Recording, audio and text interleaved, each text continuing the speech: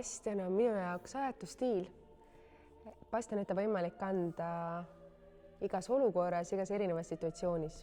Ma arvan, mida aeg edasi, seda olulisemaks läheb eestlase jaoks Eesti toodang, Eesti toode, Eesti asi, see, mis on nüüd see Eestimaa kõige tähtsam, sest me oleme teinud ringi ära kõikvõimalikes erinevates situatsioonides, erinevates kaubamärkides ja ma saanud siiski aru, et see, mis me toodame Eestimaal, on kõige parem. Ma tunnistan ühe oma saladuse, mida ma Bastioni kleitidega tihtipeale teen, on see, et ma lähen perega reisile, siis teadupärast on lasteasju ääretult palju, siis endale ma teen sellise kohvri pakkimise, see tähendab seda, et ma võtan kaasa 3 kleiti ja mida ma siis aeg-ajalt pesen sellesama hotelliseebiga kraanikausis ja toimib, sest hommikuks on kleit kuiv ja saab uuesti panna selle selga.